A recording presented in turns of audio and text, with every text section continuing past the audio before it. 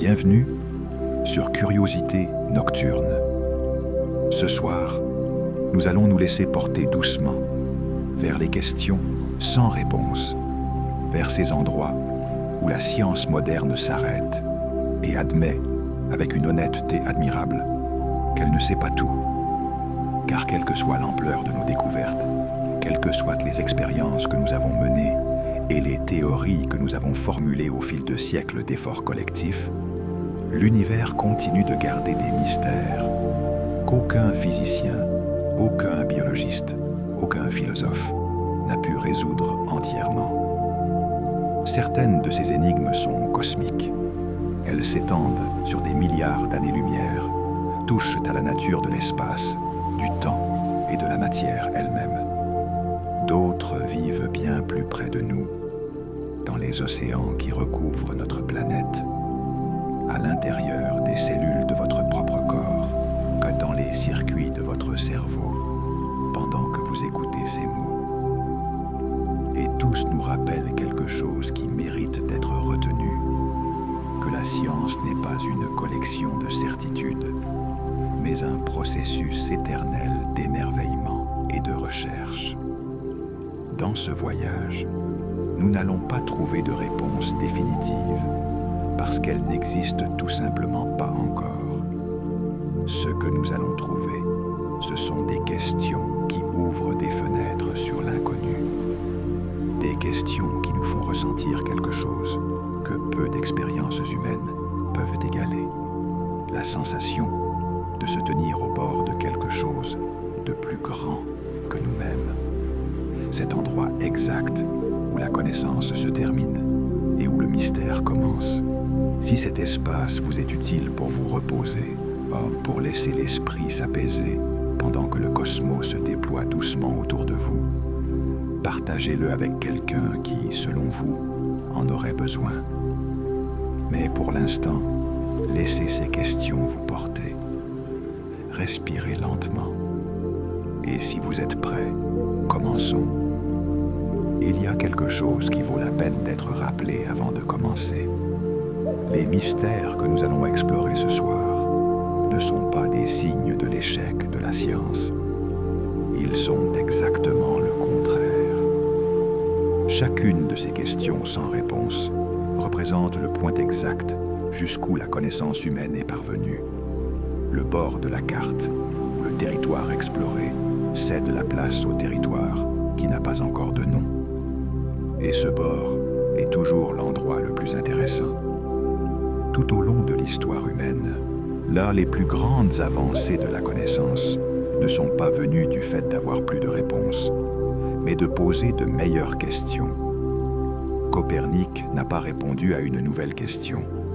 Il a reformulé la question sur les mouvements du ciel d'une manière différente. Et tout a changé. Darwin n'a pas trouvé de fossiles révolutionnaires. Il s'est demandé autrement pourquoi les êtres vivants sont ce qu'ils sont, et la biologie n'a plus jamais été la même. Einstein n'a pas fait des expériences que personne n'avait faites avant lui. Il s'est demandé à quoi ressemblerait le monde si l'on voyageait à la vitesse de la lumière. Et la physique a dû se reconstruire depuis ses fondements. Les questions que nous allons explorer ce soir sont celles qui pointent vers le prochain grand bond. Certaines d'entre elles trouveront peut-être des réponses dans les prochaines années, dans le laboratoire d'un chercheur qui regarde en ce moment même des données qu'il ne comprend pas tout à fait, ou dans l'esprit d'un étudiant qui n'a pas encore eu l'idée qui changera tout. D'autres resteront peut-être ouvertes pendant des générations. Mais elles ont toutes quelque chose en commun.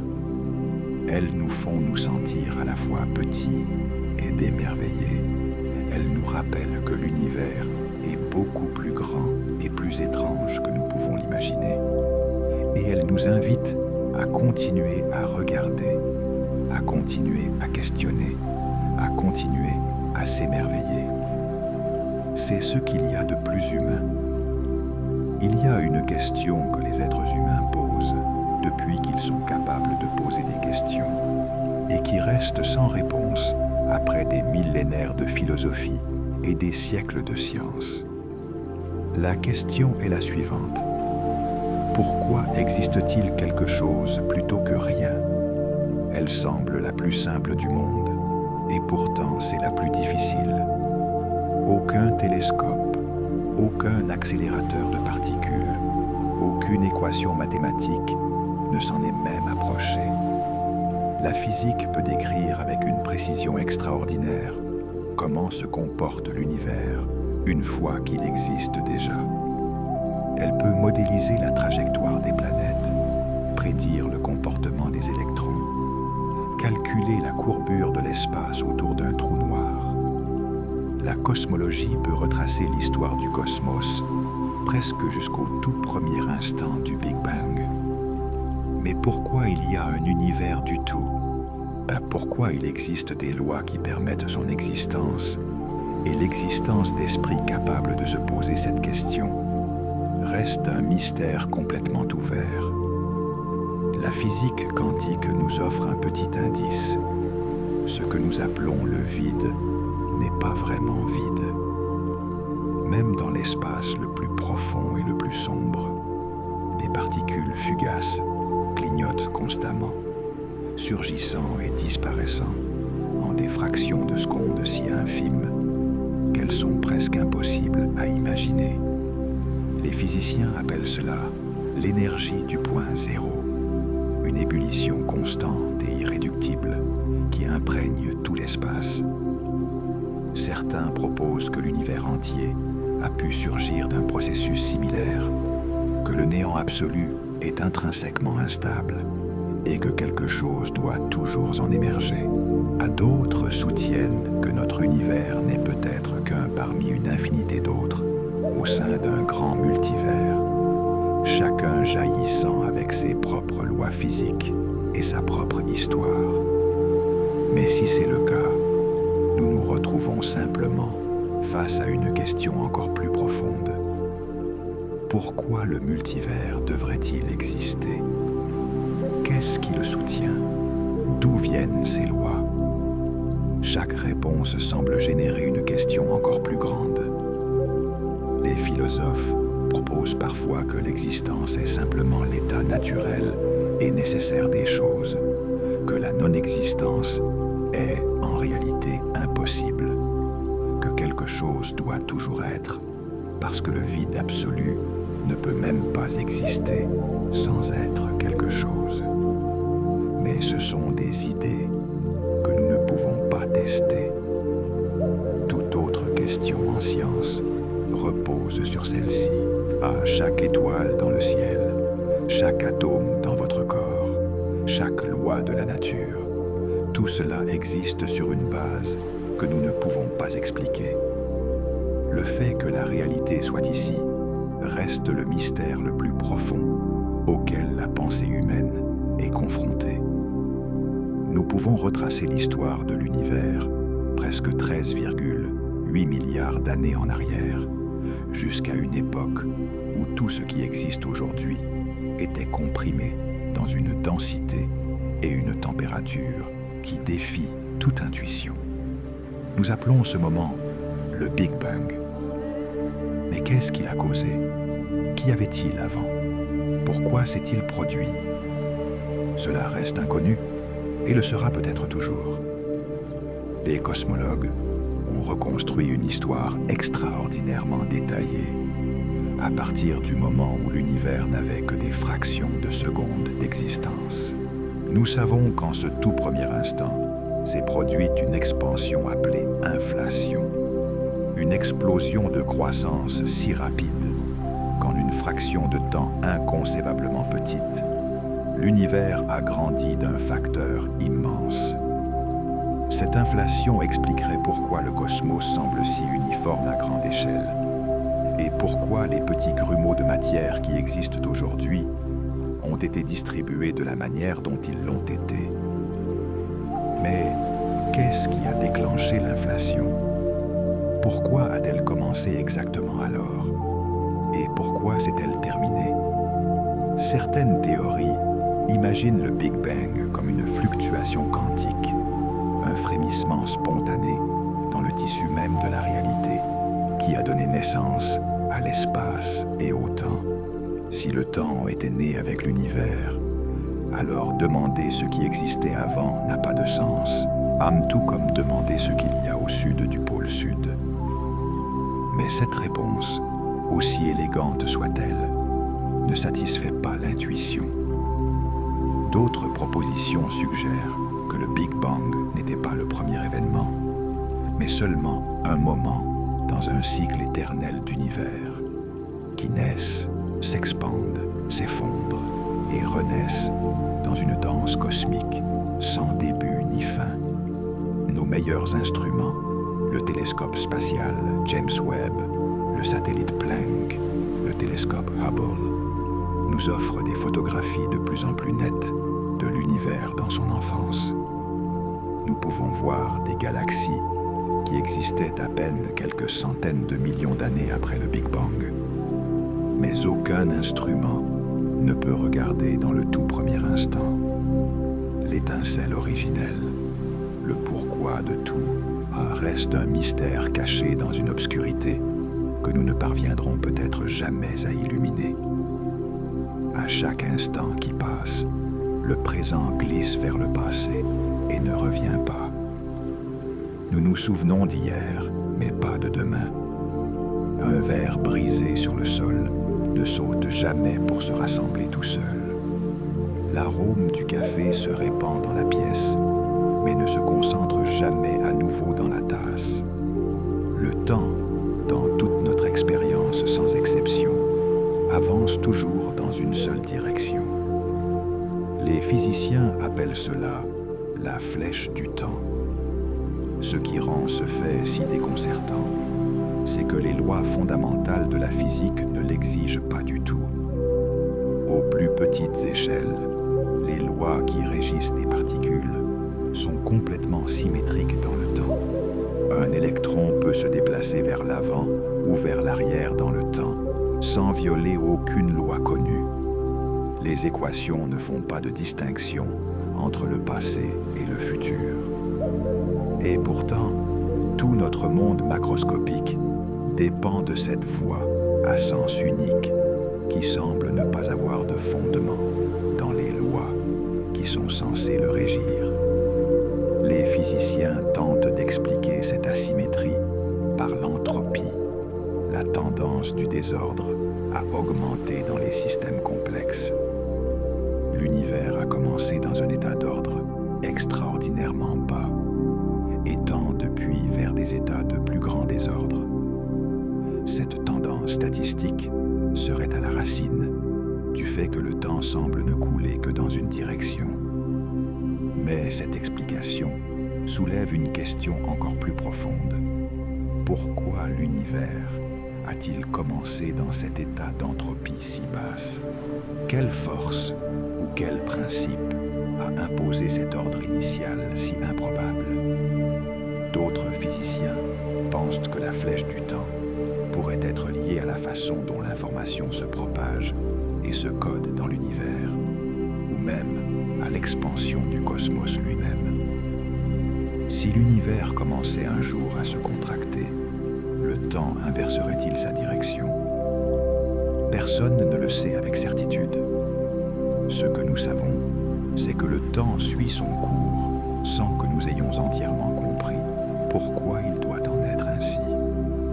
Nous y sommes immergés à chaque seconde, et pourtant sa nature la plus profonde reste paradoxalement insaisissable. Il y a encore une autre couche dans ce mystère qui le rend particulièrement profond. Le temps ne semble pas seulement couler dans une direction, mais il donne également l'impression de s'écouler à des rythmes différents selon notre état d'esprit. Des heures passées à s'absorber dans quelque chose de profondément engageant peuvent sembler s'évaporer en minutes, tandis que des minutes d'attente anxieuse s'étirent comme des heures. Les étés de l'enfance semblaient éternels. Les années adultes passent à une vitesse déconcertante. Le cerveau semble avoir une horloge interne qui tourne plus vite quand on a peur ou qu'on s'ennuie, et plus lentement quand on est profondément absorbé. Mais les mécanismes derrière cette élasticité subjective du temps sont mal compris. Lorsque les astronomes ont commencé à mesurer avec précision la vitesse à laquelle les galaxies tournent, ils ont trouvé quelque chose qui ne devrait tout simplement pas être possible. Telles les étoiles aux bords extérieurs des galaxies spirales se déplacent si rapidement que, si la seule gravité agissant sur elles était celle de la matière visible, elles seraient projetées dans l'espace interstellaire. Au lieu de cela, elles restent liées à la galaxie, comme si quelque chose d'invisible les retenait fermement.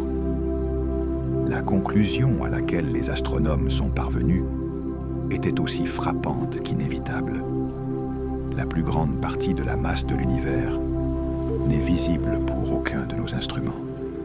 Elle n'émet pas de lumière, ne reflète pas la lumière, n'absorbe pas la lumière à aucune longueur d'onde. Elle existe simplement, silencieuse et invisible, exerçant sa gravité sur tout ce qui l'entoure. Nous appelons cette masse invisible la matière noire. Les preuves de son existence sont multiples et convergentes. La vitesse de rotation des galaxies, la façon dont les amas de galaxies courbent la lumière d'objets plus éloignés dans un effet appelé lentille gravitationnelle, et les motifs dans la distribution des galaxies le long de la grande toile cosmique pointent tous vers la même conclusion. Il y a 5 fois plus de matière noire que de matière ordinaire dans l'univers. Tout ce que nous pouvons voir, toutes les étoiles, les planètes, les nébuleuses et les galaxies, ne représentent que 5% du contenu total du cosmos. Qu'est-ce que la matière noire? Après des décennies de recherche intense, nous ne le savons pas. Des expériences enfouies à des kilomètres de profondeur dans des mines, entourées de tonnes de blindage pour les isoler de tout autre signal, attendent la collision d'une seule particule de matière noire avec un atome détecteur. Jusqu'à présent, rien. Des accélérateurs de particules ont cherché des signaux de nouvelles particules qui pourraient l'expliquer. Des télescopes spatiaux ont scruté le ciel à la recherche de signaux indirects. Le résultat est toujours le même silence. La matière noire, l'échafaudage invisible sur lequel toute la structure cosmique est construite, reste complètement inconnue dans sa nature. Si la matière noire était déjà déconcertante, en 1998, les astronomes ont découvert quelque chose qui a ébranlé les fondements même de la cosmologie. 2 équipes indépendantes, étudiant des supernovas de type 1A dans des galaxies lointaines, s'attendaient à confirmer ce que tout le monde tenait pour acquis, que l'expansion de l'univers, initiée par le Big Bang, ralentissait progressivement sous l'effet cumulé de la gravité. Le résultat fut exactement le contraire de ce qui était attendu. L'expansion de l'univers ne ralentissait pas, elle s'accélérait. Les galaxies ne s'éloignaient pas seulement les unes des autres, elles le faisaient de plus en plus vite. Cette accélération implique qu'il existe une sorte d'énergie inconnue distribuée uniformément dans tout l'espace, exerçant une sorte de pression négative qui contrebalance la gravité et pousse tout vers l'extérieur. Nous appelons cette énergie mystérieuse l'énergie noire, bien que ce nom soit essentiellement une reconnaissance de notre ignorance. Nous savons que quelque chose existe, mais nous n'avons aucune idée de ce que c'est. L'énergie noire domine l'univers de manière écrasante. Elle représente environ 68% du contenu énergétique total du cosmos. C'est la composante la plus abondante de l'univers et nous n'avons pas la moindre idée de sa nature. L'hypothèse la plus simple est qu'elle est une propriété inhérente de l'espace vide, une constante cosmologique qu'Einstein a introduite dans ses équations puis retirée, la qualifiant de sa plus grande erreur, et qui s'avère peut-être ne pas être une erreur du tout. Mais les prédictions théoriques de la valeur que cette énergie du vide devrait avoir diffèrent des mesures observationnelles d'un facteur scandaleusement énorme, 120 ordres de grandeur. C'est le plus grand écart entre une prédiction théorique et une mesure dans toute l'histoire de la physique. Les conséquences de l'énergie noire sont également profondes pour le destin de l'univers. Si elle continue à son intensité actuelle, les galaxies s'éloigneront les unes des autres, jusqu'à ce que toute communication entre elles soit impossible, et l'univers se refroidira jusqu'à la mort thermique. Si l'énergie noire s'intensifie avec le temps, elle pourrait finalement déchirer non seulement les galaxies, mais aussi les systèmes stellaires, les planètes, les molécules et finalement les atomes eux-mêmes, dans un événement que les cosmologues appellent le grand déchirement. La main invisible qui façonne le destin ultime du cosmos nous est complètement opaque. Il existe un ensemble de nombres, les constantes fondamentales de la physique, qui déterminent les règles de base du cosmos. La vitesse de la lumière, la constante gravitationnelle, la charge de l'électron, la masse des quarks, l'intensité des forces nucléaires, la constante cosmologique. Ces nombres fixent la structure de l'univers de manières absolument fondamentales. Et ce qui est déconcertant, c'est que si l'un d'eux était légèrement différent, l'univers serait un endroit radicalement différent et presque certainement inhospitalier à toute forme de vie. Si la constante gravitationnelle était juste un peu plus forte, les étoiles brûleraient leur combustible en milliers plutôt qu'en milliards d'années, sans assez de temps pour que les planètes se forment ou que la vie évolue. Si elle était un peu plus faible, les nuages de gaz ne s'effondreraient jamais pour former des étoiles.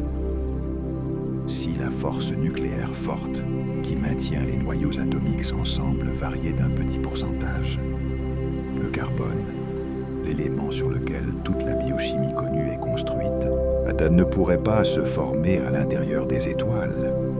Un univers sans carbone est probablement un univers sans vie. Il y a des dizaines de coïncidences de ce type, chacune semblant pointer vers un univers extraordinairement bien réglé pour l'existence de structures, de complexité et de vie.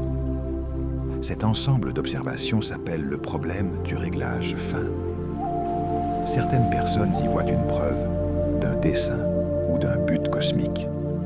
Les scientifiques proposent généralement deux alternatives. La première est le multivers. Si une infinité d'univers existent avec des constantes différentes, le réglage fin cesse d'être surprenant parce que seuls dans les univers avec les bonnes constantes peuvent exister des observateurs qui posent la question. La seconde est qu'il y a une théorie plus profonde, encore à découvrir, et qui explique pourquoi les constantes doivent avoir exactement les valeurs qu'elles ont. Pour l'instant, aucune de ces deux alternatives n'a de confirmation expérimentale. L'univers se comporte comme s'il avait été conçu pour permettre la vie.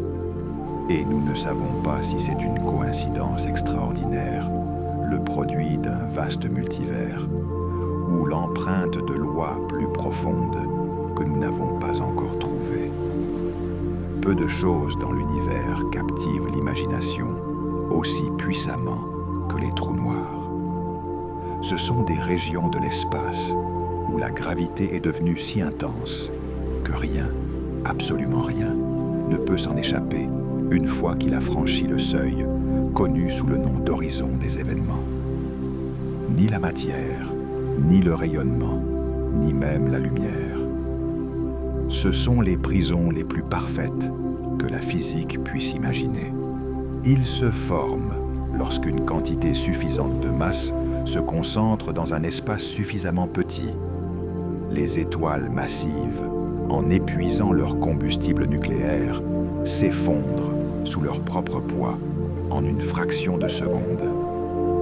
Si l'étoile était suffisamment massive, l'effondrement ne s'arrête pas jusqu'à ce que toute la masse soit comprimée dans un volume infinitésimalement petit, ce que les équations d'Einstein appellent une singularité. C'est là que les mathématiques s'effondrent. La densité devient infinie, la courbure de l'espace-temps devient infinie, le temps tel que nous le connaissons cesse d'avoir un sens. Presque tous les physiciens croient que cette singularité n'est pas réelle, qu'elle est le signal que la relativité générale a atteint ses limites et qu'une théorie plus complète, probablement une théorie de la gravité quantique, doit prendre la relève. Mais cette théorie n'existe pas encore.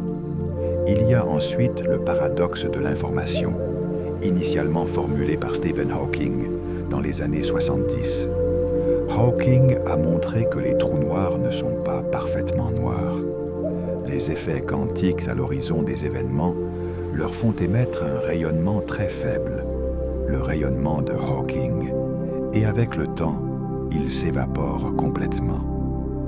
Mais si un trou noir s'évapore, qu'arrive-t-il à toutes les informations sur les objets qui y sont tombés? La mécanique quantique affirme que l'information ne peut pas être détruite. La relativité générale semble impliquer qu'elle peut l'être. Cette tension entre les deux théories les plus réussies de la physique a défié les esprits les plus brillants pendant des décennies, sans que personne n'ait trouvé une solution entièrement satisfaisante.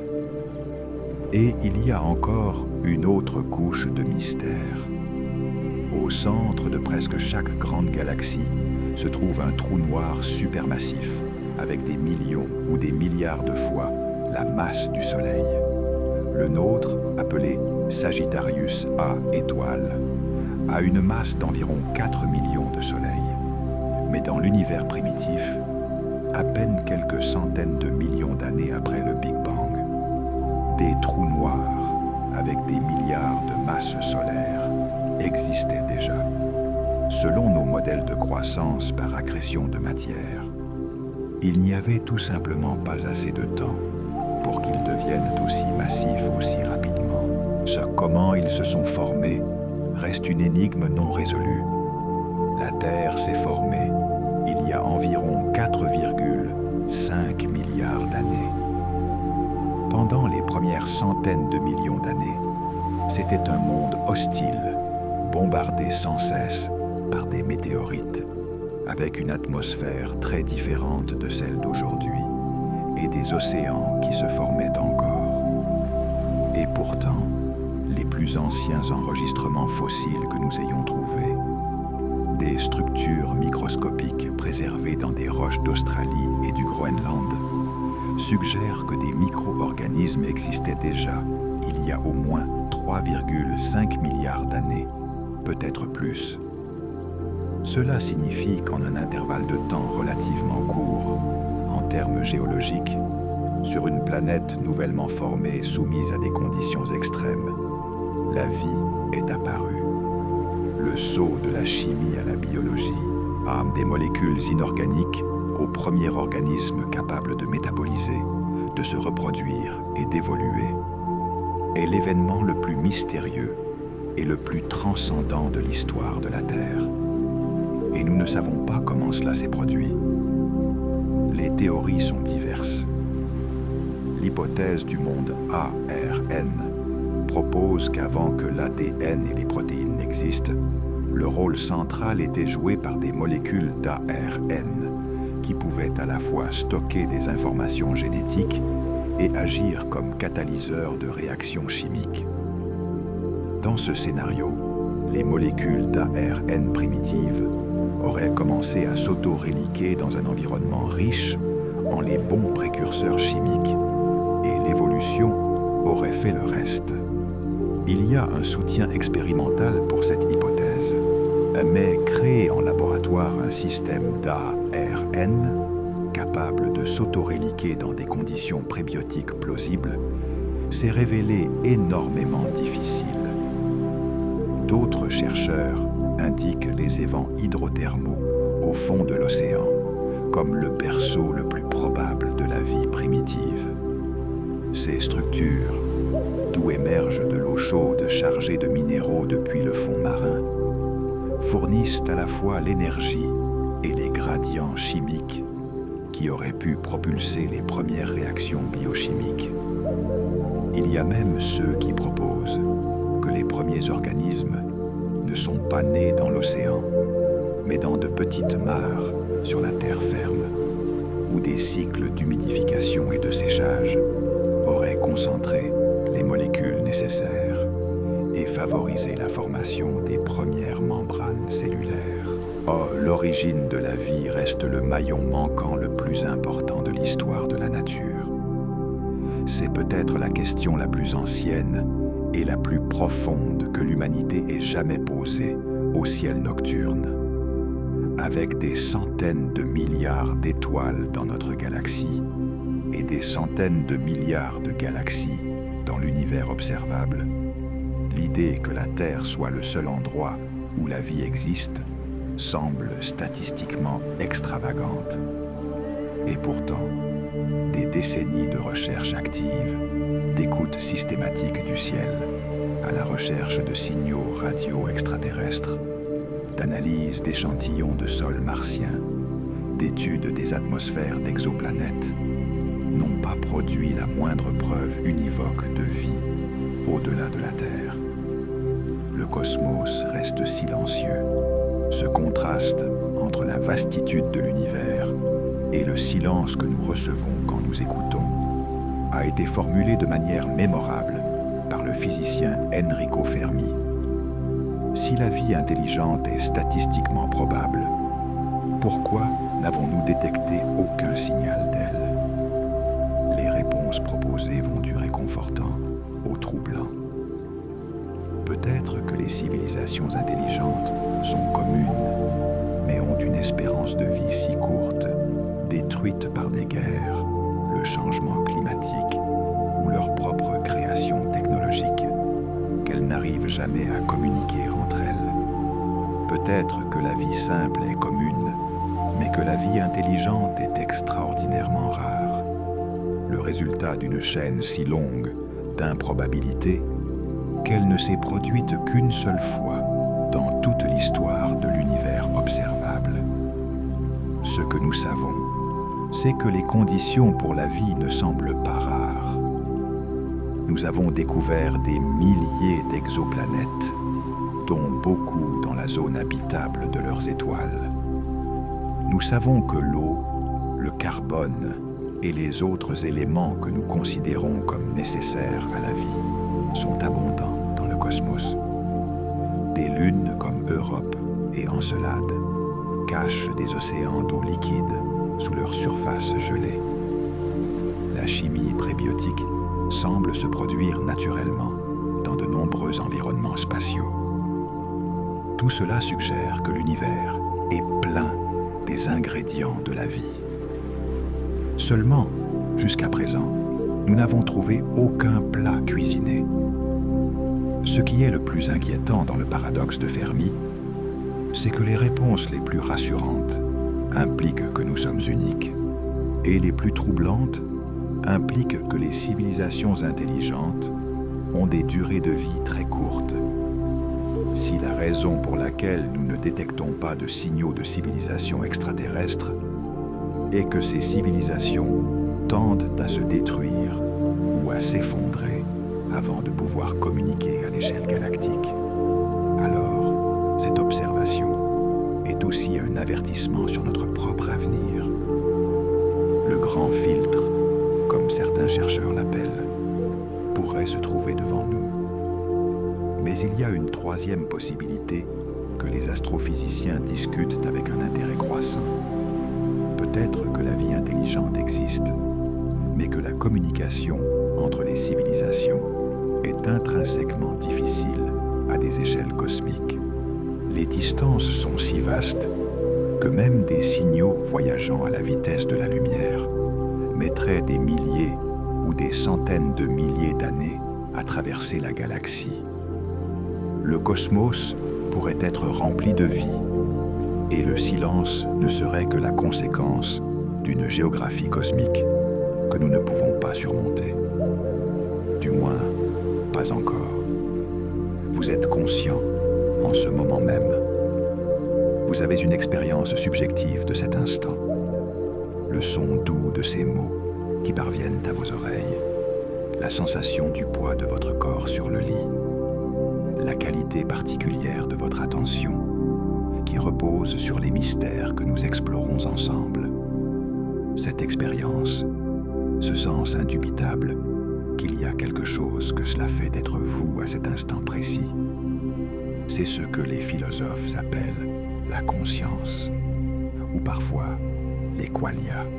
Et c'est peut-être le problème le plus difficile que la science est tentée d'aborder sans succès. Le neuroscientifique peut décrire en grand détail les corrélats neuronaux de la perception. Il peut vous dire quelle région du cerveau s'active quand vous percevez la couleur rouge, quel type de neurone s'active quand vous entendez une mélodie, comment l'information circule d'une zone corticale à une autre quand vous résolvez un problème. Mais aucune de ces descriptions, aussi détaillées soient-elles, n'explique pourquoi il y a une expérience subjective du tout. Pourquoi le traitement de l'information effectué par le cerveau est accompagné d'un ciel intérieur, d'une perspective à la première personne, de quelque chose qui se ressent. Le philosophe David Chalmers a appelé cela le problème difficile de la conscience, pour le distinguer des problèmes plus abordables d'expliquer les mécanismes du traitement de l'information.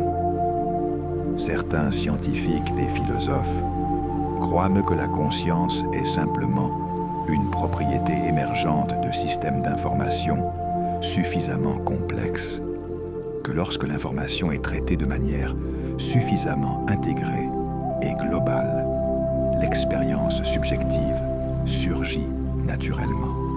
D'autres proposent que la conscience pourrait être une propriété fondamentale de l'univers, présente sous une forme ou une autre dans toute la matière.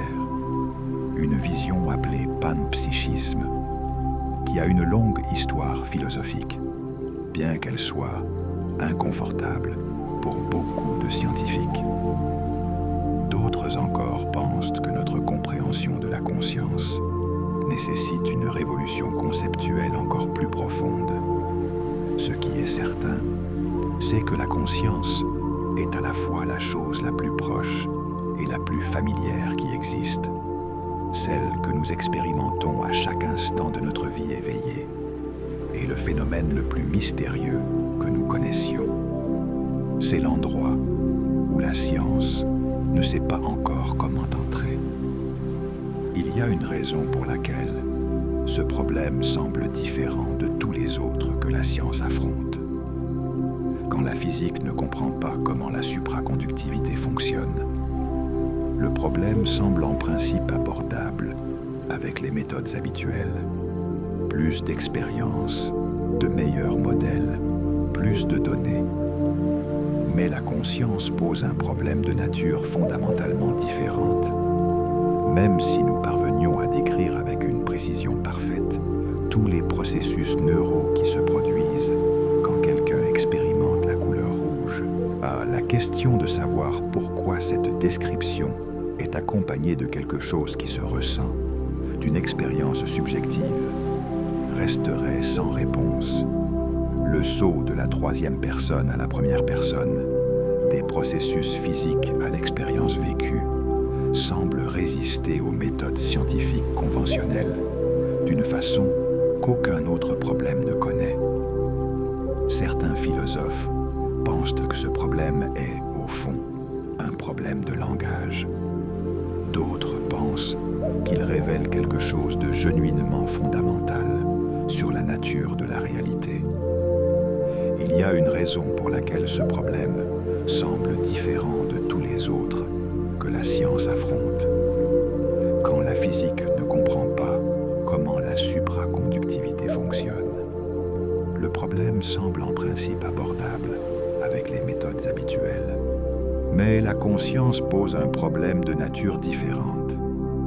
Même si nous parvenions à décrire avec une précision parfaite tous les processus neuraux qui se produisent quand quelqu'un expérimente la couleur rouge, la question de savoir pourquoi cette description est accompagnée de quelque chose qui se ressent, d'une expérience subjective, resterait sans réponse. Le saut de la troisième personne à la première personne, des processus physiques à l'expérience vécue, semble résister aux méthodes scientifiques conventionnelles d'une façon qu'aucun autre problème ne connaît. Chaque nuit, pendant que vous dormez, votre cerveau construit des mondes avec une fidélité surprenante. Des mondes dans lesquels des personnes que vous connaissez apparaissent dans des endroits qu'elles n'ont jamais visités, dans lesquels les règles physiques se plient ou se brisent sans que votre esprit endormi ne trouve rien d'étrange à cela, dans lesquels des émotions qui pourraient prendre des heures à se développer à l'état d'éveil font irruption d'un coup avec une intensité écrasante. Et dans presque tous les cas, au moment du réveil, ces mondes se dissolvent comme un brouillard au soleil, ne laissant que des traces de leur existence.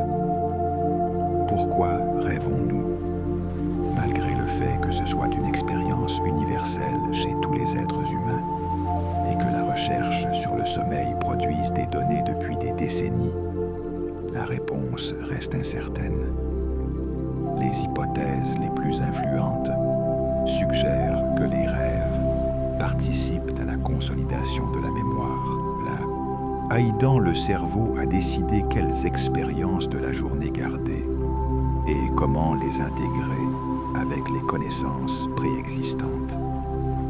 D'autres recherches pointent vers un rôle dans la régulation émotionnelle. Les rêves pourraient aider à traiter et à atténuer l'impact émotionnel des expériences difficiles. Mais aucune de ces théories n'explique entièrement la richesse narrative des rêves, ni leur capacité à nous surprendre, ni pourquoi ils contiennent parfois des intuitions ou des solutions à des problèmes que nous n'avions pas réussi à résoudre à l'état d'éveil. Des chimistes, des mathématiciens et des écrivains ont décrit des moments où la réponse à un problème qui les avait occupés pendant des semaines est arrivée pendant le sommeil avec une clarté parfaite. Le cerveau travaille-t-il différemment, peut-être plus librement des biais et des contraintes de la pensée consciente? Peut-être, mais le mécanisme exact reste dans l'ombre.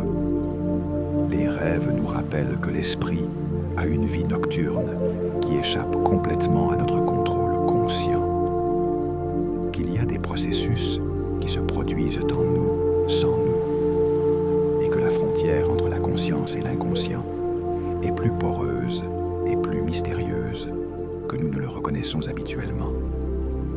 Il y a aussi le phénomène étrange du rêve lucide, dans lequel le dormeur réalise qu'il rêve et peut, dans une certaine mesure, influencer le cours du rêve.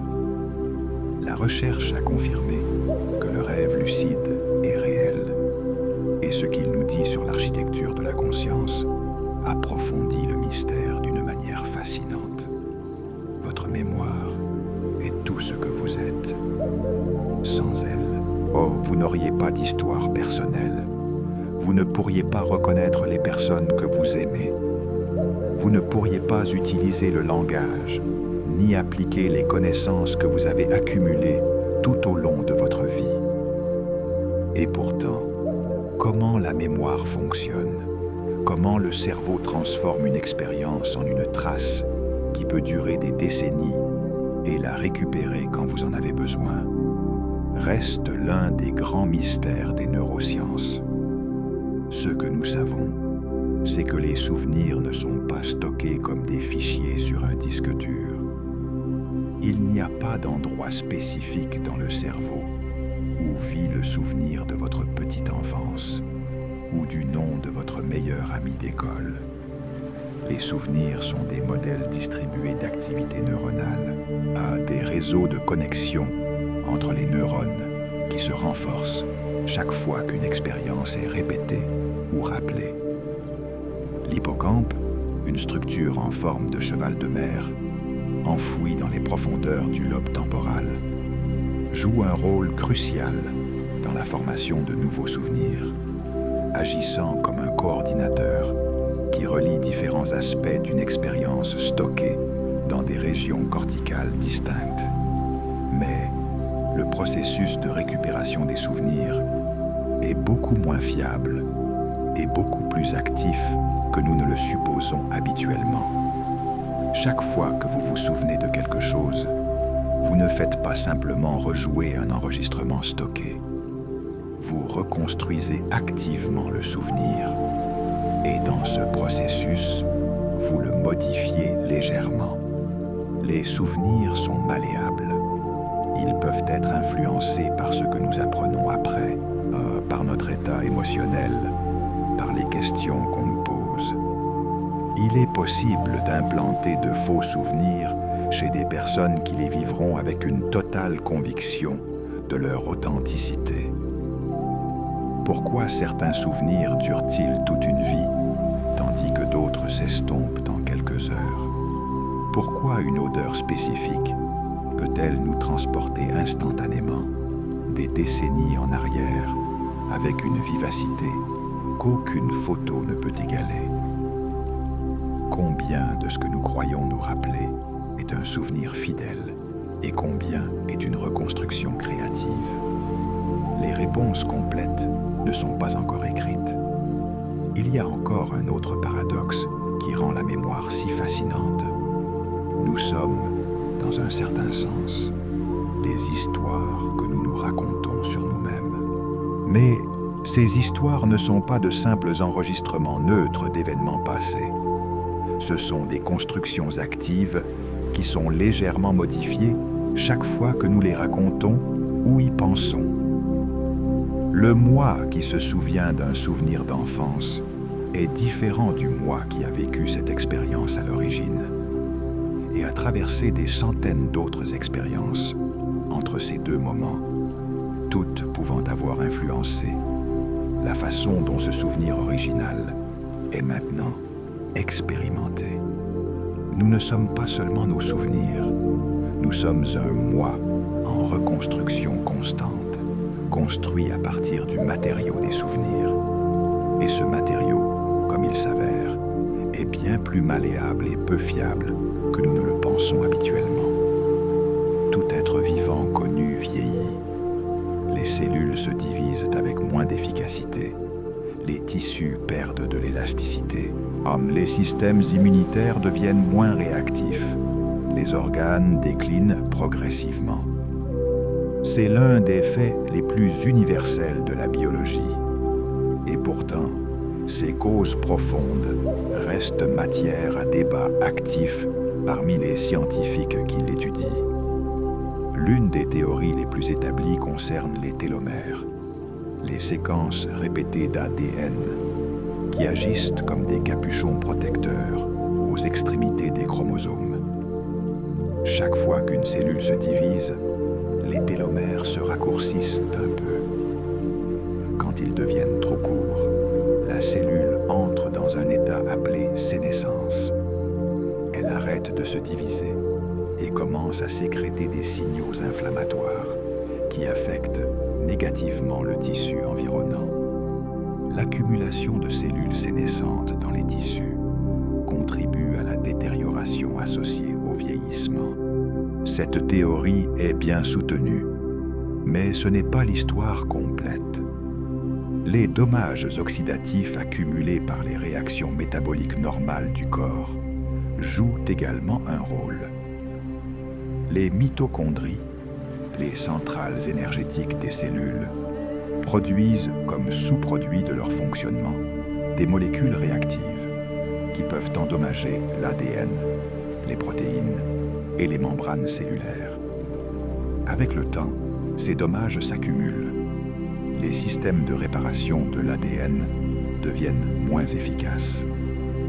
La protéostase, la capacité des cellules à maintenir leurs protéines correctement repliées et fonctionnelles, décline.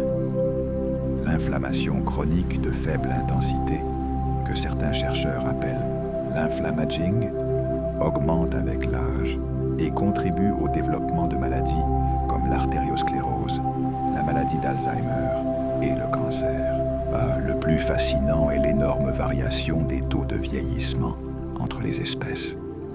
Les souris vieillissent et meurent dans 2 ou 3 ans. Les éléphants africains vivent 70 ans. Les humains, avec un peu de chance, 120. Le requin du Groenland peut vivre plus de 4 siècles.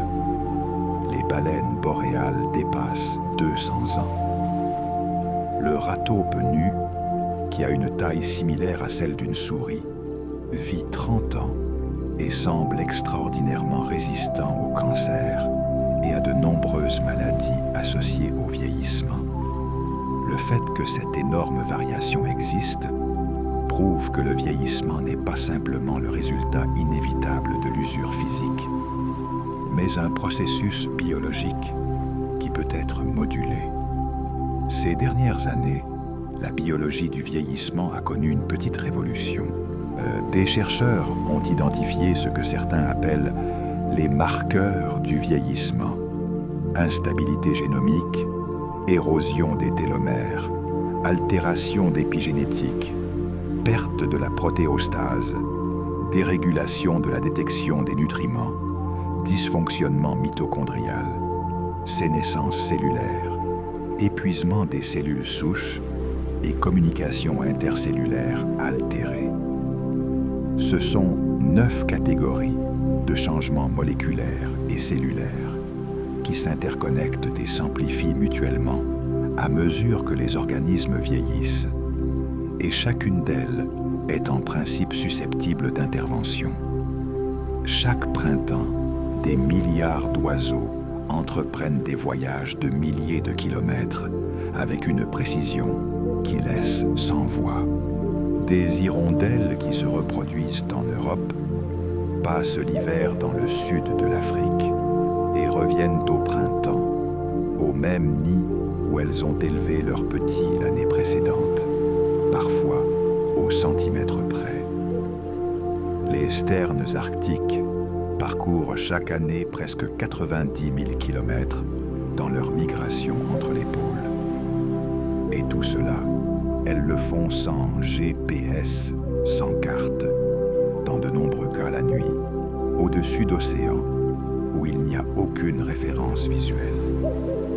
Les mécanismes qui rendent possible cette navigation extraordinaire font l'objet de recherches actives et de débats. Les oiseaux utilisent le soleil comme référence pendant la journée, ajustant leurs calculs en fonction de l'heure. La nuit, beaucoup utilisent les étoiles, spécifiquement la position du ciel autour de l'étoile polaire, pour s'orienter. Mais ces références ne sont pas suffisantes pour expliquer la précision de la navigation par temps couvert ou au-dessus de la mer. L'évidence la plus solide pointe vers une capacité à détecter le champ magnétique de la Terre, une sorte de sens du nord interne que les humains ne possèdent pas. Le mécanisme de cette magnétoréception reste débattu. Une hypothèse implique de minuscules cristaux de magnétite, le minéral ferromagnétique, trouvé dans le bec de certains oiseaux et qui pourraient agir comme des boussoles biologiques. Une hypothèse plus récente et plus étrange suggère que des protéines photosensibles, appelé cryptochrome, dans la rétine des oiseaux, pourrait être sensible aux champs magnétiques par des mécanismes quantiques. Le papillon monarque ajoute une autre couche de mystère. Des millions de ces créatures, pesant moins d'1 gramme, voyagent chaque automne du Canada vers quelques forêts spécifiques dans la Sierra Madre mexicaine. Un voyage de plus de 4000 kilomètres. Ce qui est particulièrement extraordinaire, c'est qu'aucun papillon individuel ne répète le voyage. Ceux qui arrivent en automne sont la 3e ou 4e génération de ceux qui sont partis au printemps. Et pourtant, ils trouvent les mêmes arbres. Comment cette connaissance géographique est transmise de génération en génération à travers l'ADN, à travers des mécanismes épigénétiques, à travers quelque chose que nous ne comprenons pas encore, reste un mystère fascinant. Parmi tous les traits qui nous distinguent des autres animaux, le langage est probablement le plus fondamental et le plus transformateur. Avec lui, nous pouvons parler de choses qui ne sont pas présentes, de temps passés et futurs, de mondes imaginaires, de concepts abstraits comme la justice, la beauté ou l'infini. Nous pouvons transmettre la connaissance accumulée de milliers d'années à un enfant en quelques décennies d'éducation. Nous pouvons coordonner l'action de millions de personnes qui ne se rencontreront jamais. Nous pouvons créer des fictions partagées comme les dieux, les nations ou l'argent qui façonnent le comportement de civilisations entières. Les autres animaux communiquent, certains de manière sophistiquée. Les abeilles dansent pour communiquer la direction et la distance des fleurs. Les cétacés ont des vocalisations complexes qui varient entre les populations. Les grands singes peuvent apprendre quelques centaines de signes en langue des signes. Mais aucune autre espèce ne semble posséder les structures grammaticales récursives du langage humain. Cette capacité à générer et à comprendre un nombre infini de phrases à partir d'un nombre fini de mots et de règles. Quand et comment le langage a-t-il émergé dans notre lignée? Les fossiles ne parlent pas et les sons de la parole ne sont pas conservés dans les archives archéologiques. Ce que nous avons, ce sont des preuves indirectes, l'art figuratif, les bijoux et les outils complexes qui apparaissent dans les archives archéologiques il y a environ 40 000 ans, en Europe, suggèrent des esprits capables de pensées symboliques avancées. Les changements dans l'anatomie du tractus vocal et de l'os hyoïde suggèrent des adaptations pour la parole qui se sont produites progressivement dans la lignée humaine au cours des derniers millions d'années. L'origine du langage est l'origine de la pensée humaine telle que nous la connaissons. Et nous ne savons toujours pas exactement quand cette première étincelle s'est allumée. Ce que nous pouvons dire, c'est que le langage, une fois qu'il a émergé, a transformé notre espèce de manières qui n'ont pas de précédent dans l'histoire de la vie. Avant le langage, la connaissance était transmise principalement par imitation et observation directe. Avec le langage, la connaissance a pu s'accumuler de génération en génération. Le langage a rendu possible la culture cumulative, et la culture cumulative a rendu possible, en seulement quelques milliers d'années, tout ce que nous appelons aujourd'hui la civilisation. Nous sommes ce que nous sommes en grande partie parce que nous parlons, et nous ne comprenons pas entièrement comment nous en sommes venus à parler. Réfléchissez un instant à ce que cela signifie. Il y a 10 000 ans, tous les humains vivaient en petits groupes de chasseurs-cueilleurs, avec des outils en pierre, sans écriture, sans ville, sans mathématiques. Puis, dans un laps de temps qui n'est guère qu'un clin d'œil dans l'histoire de la vie sur Terre, ont émergé l'agriculture, les villes, l'écriture, la science, la technologie et tout l'édifice de la civilisation moderne.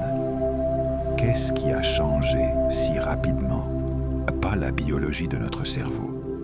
Le cerveau d'un humain il y a 10 000 ans était anatomiquement identique à celui d'un humain d'aujourd'hui. Ce qui a changé, c'est la façon dont la connaissance était stockée, transmise et construite. Le langage et l'écriture ont permis à la connaissance d'une génération de devenir la base de la suivante, sans avoir besoin de tout réapprendre de zéro. Nous ne sommes pas plus intelligents que nos ancêtres d'il y a 10 000 ans. Nous nous tenons simplement sur les épaules de milliers de générations qui ont construit cette connaissance cumulative avant nous. La musique est l'une des créations les plus universelles et les plus mystérieuses de notre espèce. Toutes les cultures humaines connues en ont. Des enregistrements archéologiques de flûtes sculptées dans des os de vautour ou de l'ivoire de mammouth datent de plus de 40 000 ans. La musique précède l'écriture, précède probablement l'agriculture et est peut-être aussi ancienne que le langage lui-même. Et pourtant, d'un point de vue purement évolutif, sa fonction reste peu claire. Une théorie influente propose que la musique est une extension du langage qui remplissait des fonctions de cohésion sociale, permettant à de grands groupes de se synchroniser émotionnellement à travers la danse et le chant collectif. Une autre suggère qu'elle a commencé comme un signal d'aptitude dans la cour amoureuse, analogue au chant des oiseaux. Mais ces explications ne capturent pas la profondeur de l'impact que la musique a sur nous. Ce qui est véritablement mystérieux, c'est la capacité de la musique à accéder directement à nos émotions, en contournant les filtres de la pensée rationnelle. Une pièce musicale peut évoquer la tristesse, la joie, la nostalgie, l'exaltation ou la terreur avec une efficacité que peu de mots ou d'images peuvent égaler. Les personnes atteintes de la maladie d'Alzheimer avancée, qui ont perdu presque toute leur mémoire épisodique, peuvent reconnaître et être émues par des chansons de leur jeunesse, quand elles ne se souviennent plus des noms de leurs proches. Les bébés de quelques mois répondent au rythme et à la mélodie. Des patients qui ont subi un accident vasculaire cérébral et ne peuvent pas parler, peuvent parfois encore chanter. Les émotions en général gardent leur propre mystère. Sont-elles des constructions du cerveau, à des modèles d'activation neuronale qui émergent de l'interprétation des signaux corporels dans un contexte culturel? Ou sont-elles des réponses biologiquement fondamentales, façonnées par des millions d'années d'évolution pour guider le comportement vers la survie et la reproduction? Probablement les deux, de manière que nous ne comprenons pas encore bien. Ce que nous savons, c'est que les émotions dirigent nos décisions avec une influence qui dépasse fréquemment celle du raisonnement conscient. Nous vivons à la surface d'une planète qui n'est pas immobile.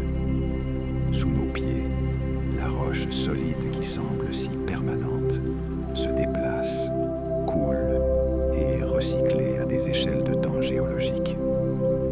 La Terre est une planète vivante au sens le plus littéral du terme, et beaucoup des processus qui l'animent restent étonnamment mystérieux. La tectonique des plaques, le processus par lequel la croûte terrestre est divisée en grands fragments qui se déplacent les uns par rapport aux autres à des vitesses de quelques centimètres par an, est l'un des processus les plus importants pour l'habitabilité de la Terre. Elle recycle le carbone de l'atmosphère vers les roches et de retour à l'atmosphère, régulant l'effet de serre et maintenant le climat dans une plage qui permet la vie liquide. génère la diversité des habitats qui a propulsé l'évolution. Mais pourquoi la tectonique des plaques a-t-elle commencé sur Terre? Ni Vénus ni Mars ne l'ont, malgré le fait d'être des planètes de taille similaire. Les hypothèses impliquent le rôle crucial de l'eau comme lubrifiant qui affaiblit la roche. Mais les modèles ne reproduisent pas très bien le début de la tectonique sur la Terre primitive. Les volcans gardent leurs propres énigmes. La plupart des éruptions, bien qu'impressionnantes, sont prévisibles dans une certaine mesure. Mais de temps en temps, à l'échelle géologique, se produisent des super-éruptions d'une violence qui changent le climat mondial pendant des années, bloquent la lumière du soleil et a contribué à plusieurs extinctions de masse. L'éruption du Toba, il y a environ 74 000 ans, était si massive que certains chercheurs pensent qu'elle a réduit la population humaine à seulement quelques milliers d'individus. Mais ce qui rend certaines éruptions si catastrophiquement explosives, alors que d'autres sont plus effusives, reste quelque chose que nous ne pouvons pas prédire ni comprendre complètement. Et puis, il y a le champ magnétique de la Terre, généré par les courants de fer fondus dans le noyau externe. Ce champ nous protège des particules chargées du vent solaire, qui éroderaient autrement notre atmosphère. Sans lui, la Terre pourrait devenir un autre Mars. Mais le champ n'est pas permanent. Tout au long de l'histoire géologique, il a inversé sa polarité des centaines de fois, faisant du nord magnétique le sud et vice-versa. Le dernier grand événement de ce type s'est produit il y a 780 000 ans. Quand le prochain se produira-t-il? Quelles conséquences aura-t-il pour les écosystèmes et les technologies qui dépendent du champ magnétique? Nous ne le savons pas. L'une des découvertes les plus étonnantes des dernières décennies est que l'eau liquide, la condition que nous considérons comme la plus fondamentale pour la vie, telle que nous la connaissons, n'est pas exclusive à la Terre au sein de notre système solaire. Sous la croûte gelée d'Europe, la lune de Jupiter, s'étend un océan d'eau salée, contenant plus d'eau totale que tous les océans de la Terre réunis, maintenu liquide par le chauffage marémoteur, produit par l'énorme gravité de Jupiter. Encelade, une petite lune de Saturne d'à peine 500 km de diamètre, possède également un océan global et l'annonce à l'univers à travers des geysers spectaculaires qui jaillissent de fissures près de son pôle sud, projetant dans l'espace des jets de vapeur d'eau, de glace, de sel et de molécules organiques. La sonde Cassini de la NASA a volé à travers ces panaches d'Encelade et analysé leur composition. Elle a trouvé, entre autres, de l'hydrogène moléculaire qui pourrait être produit par des réactions entre l'eau de l'océan et les roches chaudes du fond. Exactement le type de réaction qui, dans les océans terrestres, nourrit des communautés entières d'organismes chimiolithotrophes qui ne dépendent pas du tout de la lumière du soleil.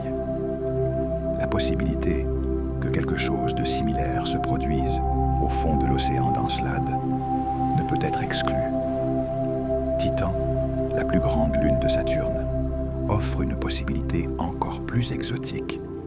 Sa surface est sculptée par un cycle météorologique complet, avec évaporation, nuages, pluie et rivières qui débouchent dans des lacs et des mers côtières. Mais tout ce cycle se produit avec du méthane et de l'éthane au lieu de l'eau, à des températures proches de 180 degrés, en dessous de zéro.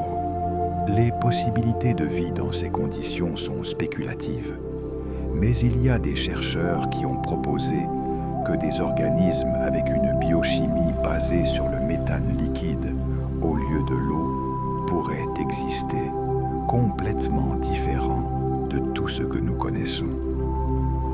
La découverte de toute vie au-delà de la Terre soit de simples microbes dans un océan sous la glace d'Encelade, ou une chimie exotique basée sur le méthane sur Titan, serait l'un des événements les plus transformateurs de l'histoire intellectuelle humaine. Elle ne nous dirait pas seulement que nous ne sommes pas seuls, mais que la vie est un phénomène robuste, un résultat naturel de la chimie dans un large éventail de conditions. Pendant la plus grande partie de l'histoire de l'astronomie, nous avons étudié l'univers en regardant, en capturant les photons, les particules de lumière que les objets astronomiques émettent à différentes longueurs d'onde. Mais en septembre 2015, nous avons ouvert un sens complètement nouveau pour percevoir le cosmos. Pour la première fois dans l'histoire, nous avons détecté des ondes gravitationnelles, des perturbations dans le tissu de l'espace-temps, produites par la fusion de deux trous noirs de dizaines de masses solaires à 1,3 milliard d'années-lumière de distance. La détection, réalisée par les interféromètres de l'observatoire LIGO, a été un triomphe technologique sans précédent. Les ondes gravitationnelles produites par cette fusion lointaine faisaient varier la distance entre les miroirs du détecteur d'une quantité inférieure à 1/1000 du diamètre d'un proton.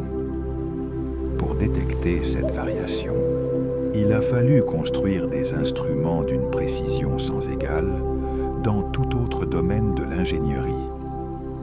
Depuis lors, nous avons détecté des dizaines d'événements, dont la fusion d'étoiles à neutrons, qui a également pu être observée simultanément par des télescopes optiques à rayons X et radio, inaugurant l'ère de l'astronomie multimessager. Les ondes gravitationnelles nous permettent d'étudier l'univers de manière que la lumière ne peut pas. Elles peuvent pénétrer des nuages de gaz et de poussière qui sont opaques à la lumière. On s'attend à ce que le Big Bang ait produit un fond d'onde gravitationnel primordial qui devrait nous voyager dans le cosmos en ce moment même, imprégnant tout l'espace comme un murmure des premiers instants de la création. Si nous pouvions les détecter, nous obtiendrions des informations sur l'univers dans le tout premier instant de son existence. C'est le prochain grand horizon de l'astronomie des ondes gravitationnelles. Et les questions que nous espérons y répondre pourraient changer notre compréhension de l'origine de tout ce qui existe. Dans les années 1980, le neurophysiologiste Benjamin Libet a réalisé une série d'expériences qui ont généré un débat philosophique incessant depuis lors. Il a demandé aux participants de fléchir leurs poignets quand ils le voulaient, tout en enregistrant à la fois leur activité cérébrale et le moment où ils rapportaient avoir pris consciemment la décision de bouger. Le résultat fut troublant. L'activité électrique cérébrale qui précédait le mouvement commençait entre 300 et 500 millisecondes avant que les participants ne rapportent avoir pris la décision. Le cerveau semblait initier le processus de mouvement avant que la conscience ne l'ait décidé. Cela signifie-t-il que le libre arbitre est une illusion, que nos décisions sont prises par des processus inconscients et que la conscience ne perçoit qu'après le résultat de ces décisions, s'attribuant erronément la paternité? Les interprétations de l'expérience de Libet et des nombreuses expériences ultérieures qu'elle a inspirées sont diverses et disputées. Certains soutiennent que le potentiel de préparation mesuré par Libet ne correspond pas à une décision finale, mais à une préparation générale au mouvement, et que la conscience a encore un rôle réel dans le processus. Mais la question plus profonde qui sous-tend tout cela transcende les détails techniques de toute expérience. Si chaque pensée, chaque émotion, chaque décision émerge de processus physiques dans le cerveau qui suivent les lois de la physique, en quel sens sommes-nous libres? En quel sens sommes-nous vraiment les auteurs de nos actions? Cette question a des implications qui vont bien au-delà des neurosciences. Elle affecte la façon dont nous comprenons la responsabilité morale, dont nous construisons les systèmes juridiques, dont nous nous rapportons à nous-mêmes et aux autres. Et elle n'a pas de réponse consensuelle, ni en philosophie, ni en science. La créativité, cette capacité à générer quelque chose de véritablement nouveau, qu'il s'agisse d'une théorie scientifique, d'une œuvre d'art, d'une solution à un problème pratique, est l'un des traits les plus remarquables et les plus mystérieux de l'esprit humain. Nous savons quelque chose sur ces conditions. La créativité semble favorisée par une connaissance approfondie d'un domaine, combinée à une certaine capacité à penser, de manière non conventionnelle, par des états mentaux détendus ou légèrement rêveurs, qui permettent des connexions entre des idées que la pensée focalisée et analytique ne ferait pas. Mais le moment concret de l'inspiration, l'instant où une idée véritablement nouvelle apparaît, reste profondément mystérieux. L'une des observations les plus intrigantes est la fréquence à laquelle des percées créatives importantes se produisent non pendant un travail concentré, mais dans des moments de détente, dans le bain, lors d'une promenade, au réveil d'un rêve. Le chimiste Auguste Kékulé a vu la structure du benzène dans un rêve où un serpent se mordait la queue. Le mathématicien Henri Poincaré a décrit comment la solution à un problème qui l'avait occupé pendant des semaines lui est venue soudainement en montant dans un bus. Srinivasa Ramanujan, le génie mathématique indien, attribuait ses découvertes à des inspirations qu'il recevait pendant le sommeil. Cela suggère qu'une grande partie du travail créatif se produit dans des processus mentaux auxquels nous n'avons pas accès conscient. Les neuroimageries du cerveau, pendant la pensée créative, montrent des modèles d'activation différents de ceux observés pendant la pensée analytique. Le réseau en mode par défaut, qui s'active quand l'esprit n'est pas concentré sur une tâche spécifique et qui a longtemps été considéré comme un bruit de fond, semble jouer un rôle important dans la pensée créative. Mais ces observations n'expliquent pas le mécanisme fondamental de la créativité. Ce mécanisme reste dans son essence obscur. L'histoire de la vie sur Terre n'est pas une histoire de progrès continu et pacifique vers la complexité. C'est une histoire interrompue par des catastrophes d'une échelle difficile à comprendre. Des périodes où la diversité de la vie s'est effondrée en des fractions de temps géologiquement très brèves. Les paléontologues ont identifié 5 grandes extinctions de masse au cours des 540 derniers millions d'années, et les causes de certaines d'entre elles, ainsi que les mécanismes détaillés par lesquels elles se sont déroulées, restent sujets à une recherche active.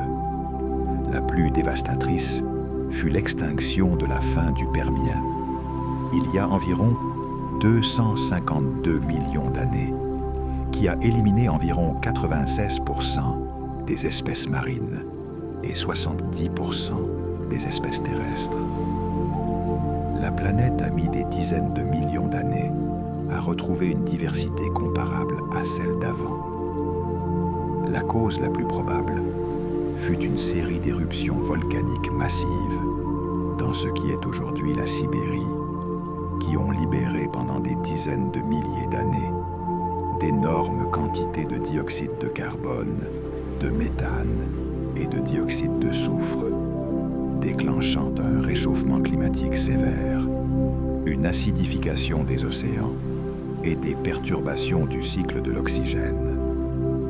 l'extinction du Crétacé, il y a 66 millions d'années, et qui a éliminé les dinosaures non aviens et environ 3/4 de toutes les espèces de la planète, a une cause plus claire, l'impact d'un astéroïde ou d'une comète d'environ 10 km de diamètre dans ce qui est aujourd'hui la péninsule du Yucatan.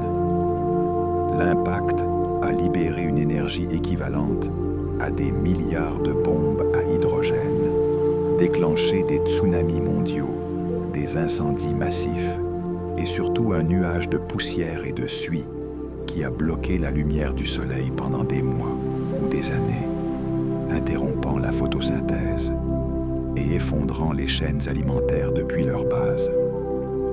Pourtant, certains groupes ont survécu, dont les mammifères, les oiseaux, les crocodiles, les tortues et les serpents.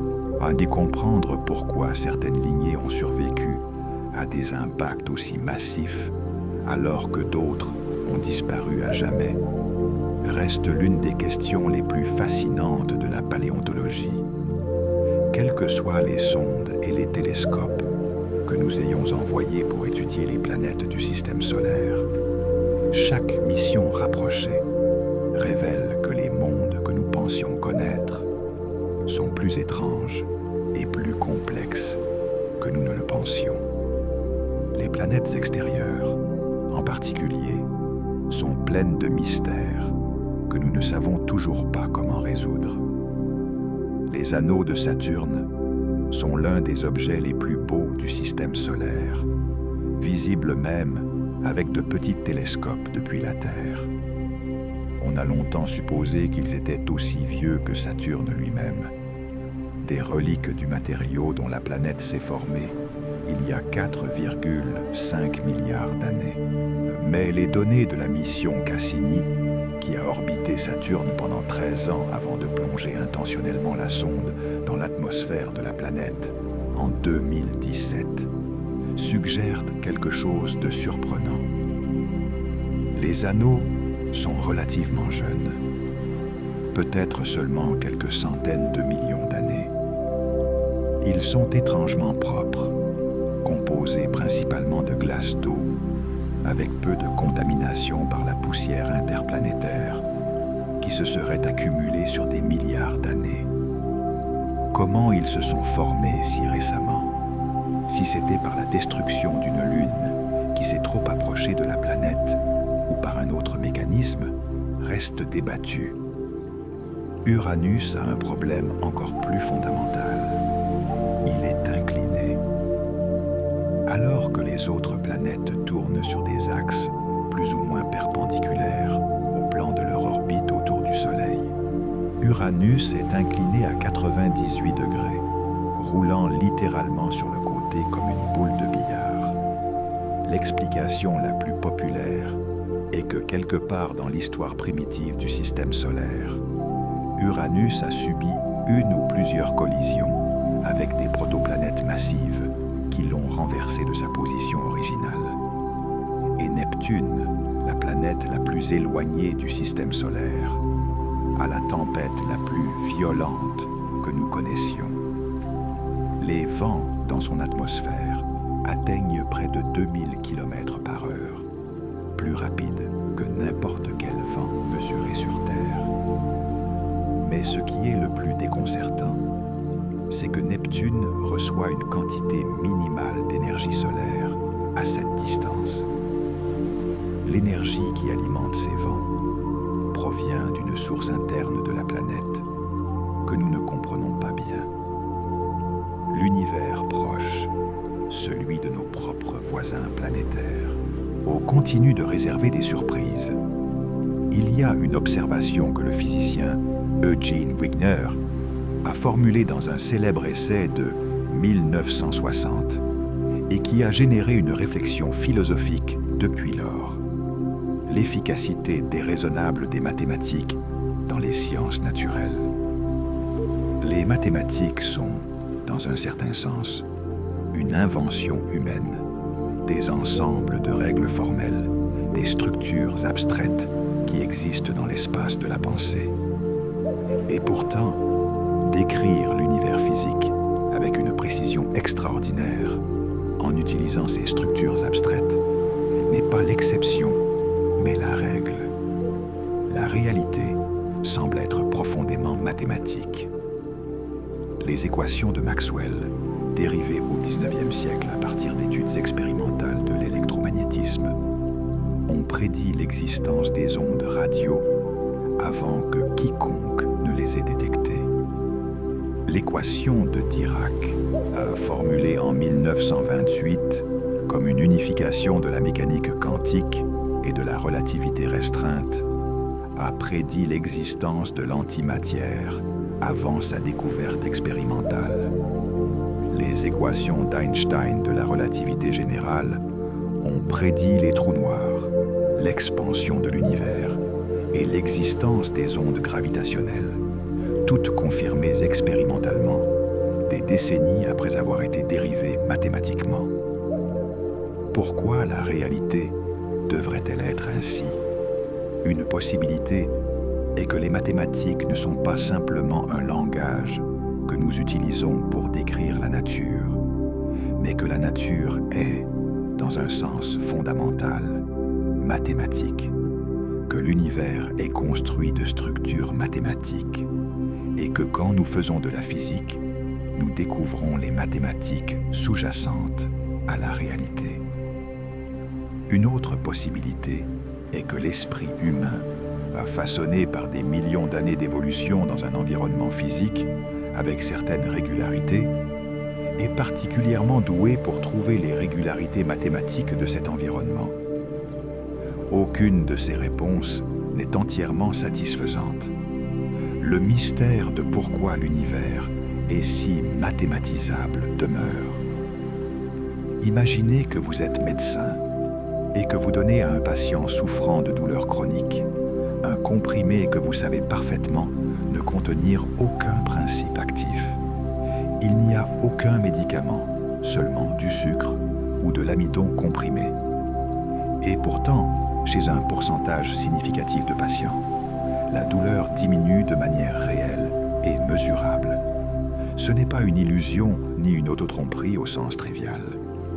L'effet placebo produit des changements physiologiques documentables, libération d'endorphines endogènes, changement dans l'activité de certaines régions du cerveau, modification de la réponse immunitaire. L'attente d'amélioration, la croyance qu'un traitement va fonctionner, déclenche de vrais mécanismes biologiques. Ce qui rend l'effet placebo encore plus étrange, c'est qu'il fonctionne même quand les patients savent qu'ils prennent un placebo. Dans plusieurs études, des personnes souffrant du syndrome du côlon irritable ou d'autres affections chroniques à qui l'on a dit explicitement qu'elles prenaient des pilules de sucre ont montré des améliorations significatives. L'étiquette elle-même, le rituel de la consultation médicale, le comprimé, l'attention, semblent activer les mécanismes de guérison interne du corps, indépendamment de la connaissance rationnelle que le médicament est inerte. Qu'est-ce que cela nous dit sur la relation entre l'esprit et le corps? Qu'elle est beaucoup plus étroite, beaucoup plus bidirectionnelle que la médecine conventionnelle ne l'a supposé pendant des siècles. Le modèle dans lequel le corps est une machine biologique que le médecin répare avec des outils chimiques ou physiques ignore le rôle actif que l'esprit joue dans la régulation de pratiquement tous les systèmes du corps, les états mentaux, les attentes, les récits que nous nous racontons sur notre santé et notre maladie ont des effets physiologiques mesurables. La frontière entre l'esprit et le corps est beaucoup plus poreuse et beaucoup plus mystérieuse que nous ne le reconnaissons habituellement. Au XIXe siècle, et quand des explorateurs et des anthropologues européens ont commencé à collecter systématiquement les mythologies de culture du monde entier, ils ont rencontré quelque chose de surprenant. des cultures qui n'avaient pas eu de contact entre elles depuis des millénaires, séparées par des océans, des déserts et des chaînes de montagnes infranchissables, racontaient des histoires qui se faisaient écho d'une manière troublante. Des mythes d'un grand déluge qui a failli détruire l'humanité apparaissent dans les traditions mésopotamiennes, dans la Bible, dans les mythologies des peuples autochtones des Amériques, dans les textes hindous, dans les légendes du Pacifique. Des récits de héros qui descendent aux enfers et reviennent apparaissent en Grèce avec Orphée et Héraclès, en Mésopotamie avec Gilgamesh, dans la mythologie nordique, comme dans les traditions aztèques. Le psychologue Carl Jung a proposé que ces correspondances reflétaient ce qu'il a appelé l'inconscient collectif, une couche de la psyché humaine partagée par toute l'espèce qui contient des archétypes universels, des images et des modèles narratifs fondamentaux qui émergent dans les mythes et les rêves de toutes les cultures.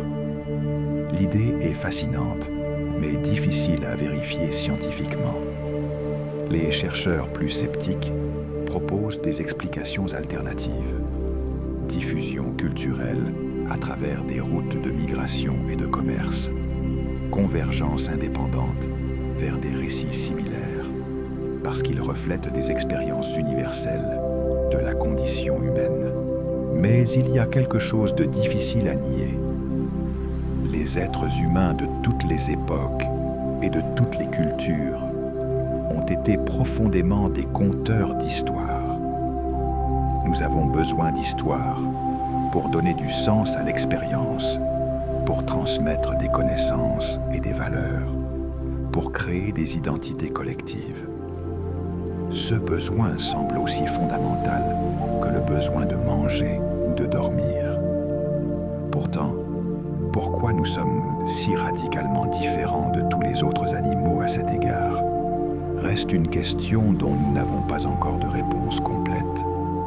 La plupart des animaux aident leurs proches parents parce qu'ils partagent des gènes avec eux et leurs alliés directs parce qu'ils attendent de la réciprocité. Ces formes de coopération ont des explications évolutives relativement bien établies. Mais les humains font quelque chose qui est beaucoup plus difficile à expliquer d'un point de vue strictement évolutif. Nous aidons des étrangers avec qui nous ne partageons pas de gènes et dont nous n'attendons aucun bénéfice direct. Nous donnons du sang à des gens que nous ne connaîtrons jamais. Nous laissons des pourboires dans des restaurants où nous ne reviendrons pas. Nous risquons notre vie pour sauver des gens que nous ne connaissons pas. Nous construisons des filets de sécurité sociale pour soutenir des étrangers dans l'adversité.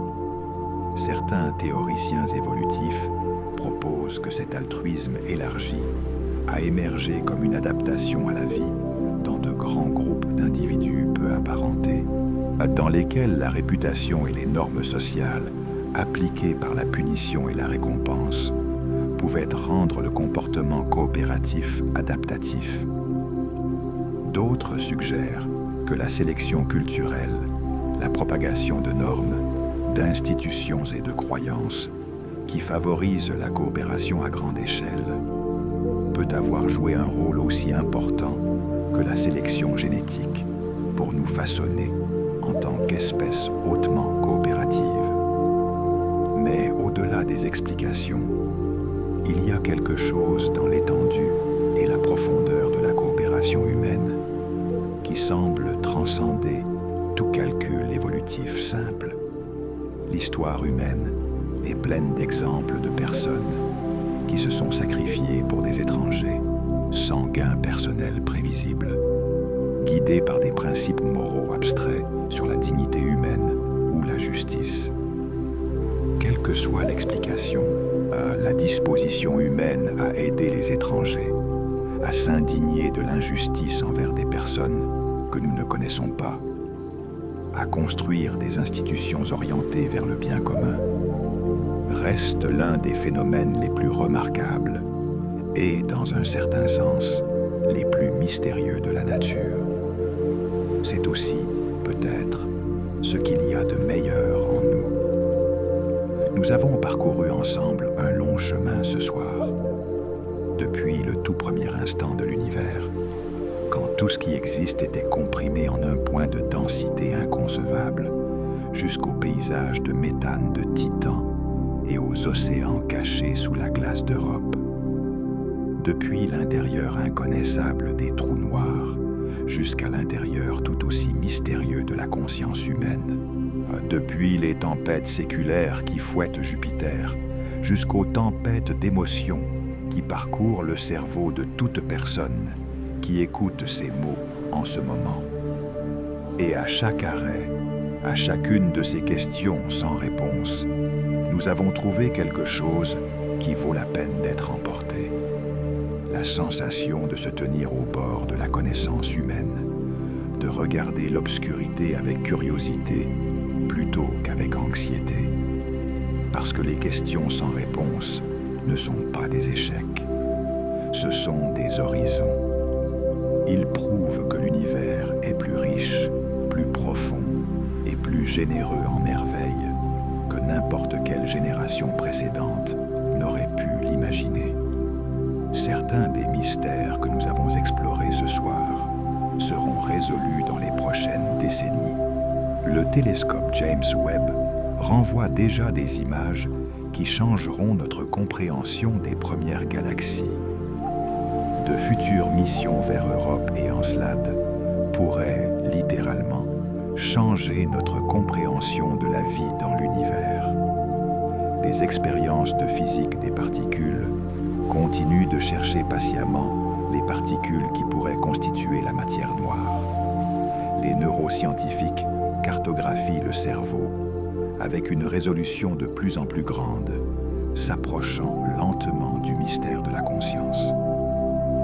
Nous vivons dans une ère de découverte sans précédent dans l'histoire de la science. Mais d'autres mystères ne seront peut-être jamais résolus. La question de pourquoi il existe quelque chose plutôt que rien pourrait appartenir à cette catégorie. La question de ce qu'il y a au-delà de l'horizon de l'univers observable également. Il y a une possibilité réelle que certaines des questions les plus profondes que nous avons effleurées ce soir soient, dans un sens fondamental, insolubles, non par manque d'intelligence humaine, mais parce qu'elles touchent aux limites de ce qui peut être connu depuis l'intérieur d'un univers fini, avec des ressources cognitives finies. Et c'est aussi quelque chose de beau. Cela signifie que nous vivons dans un univers qui sera toujours plus grand que notre compréhension de lui, que l'émerveillement ne s'épuisera pas, que combien de générations que ce soit cherchent des réponses, il y aura toujours de nouvelles questions derrière chaque réponse. L'horizon recule toujours. Alors portez cette image avec vous pendant que vous vous endormez ce soir. Être au bord du connu, regarder vers l'inconnu avec curiosité et calme. Vous n'avez pas besoin de réponses pour vous remplir d'émerveillement. Vous n'avez besoin que de questions. Et les plus belles questions sont précisément celles qui n'ont pas encore de réponse. Pensez un instant à ce que nous avons effleuré ce soir. Nous avons frôlé la question de pourquoi l'univers existe, sans même pouvoir nous en approcher complètement. Nous avons contemplé le moment où la matière inerte est devenue vie, cet instant où la chimie a franchi un seuil que nous ne savons pas encore entièrement décrire. Nous avons envisagé la possibilité qu'en ce moment même, sous la glace de lune lointaine, dans des océans que la lumière du soleil n'a jamais touchés, quelque chose de vivant puisse nager dans l'obscurité. Nous avons été au bord du temps, nous demandant pourquoi il ne coule que dans une direction. Nous avons regardé vers l'intérieur, vers la conscience, et découvert que le mystère le plus profond est peut-être celui qui est le plus proche de nous, celui de notre propre expérience. Toutes ces questions seront encore là demain et après-demain et dans 100 ans, même si les réponses que nous aurons alors seront différentes de celles d'aujourd'hui. L'univers ne s'épuise pas, la curiosité ne s'épuise pas. Et vous, qui faites partie de cet univers qui a appris à se poser des questions sur lui-même, n'avez pas non plus besoin de vous épuiser ce soir. Laissez votre respiration trouver son propre rythme, lent et profond comme le mouvement des marées. Laissez le poids de votre corps s'enfoncer doucement dans l'obscurité tranquille.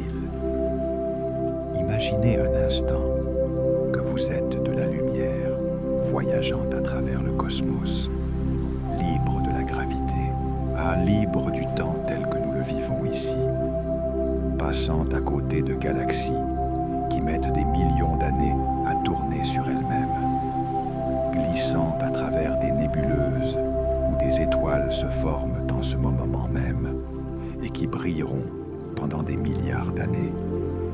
Et quelque part très loin, sur un petit point bleu qui orbite autour d'une étoile ordinaire, dans le bras externe d'une galaxie spirale, parmi des centaines de milliards, quelqu'un est sur le point de s'endormir en se posant des questions sur tout cela. Que les mystères vous accompagnent doucement pendant que vous franchissez le seuil du sommeil. Que votre esprit se repose.